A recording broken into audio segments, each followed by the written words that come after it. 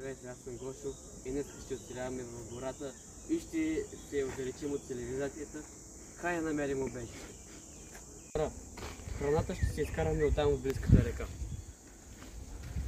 Но с фотографии не може да намерим желаното убежище от един час. Скитаме се тук в гората, така че трябва да намерим. Хора, намерихме убежището, ето го. Хайде да слезем долу.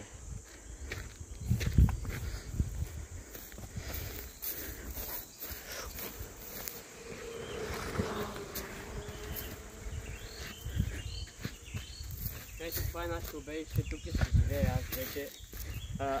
Се възграде много ужасно, само с спори, само училища, глупости, само с фотографами тук ще живеем. Да се надявам, че мечки няма да ни нападат или маймуни. Хора, в тази гора нищо няма за ядене, вижте. Гледай, брат, нищо няма за храна. Хайде да кинем в реката за ядене.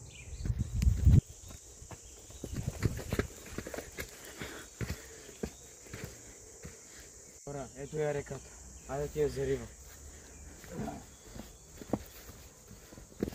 Много съм добър в лова на риба.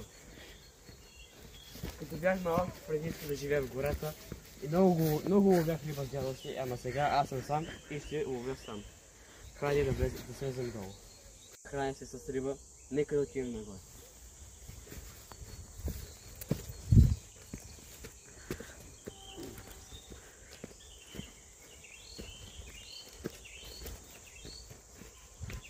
Да видим какво има на края на тази пътека.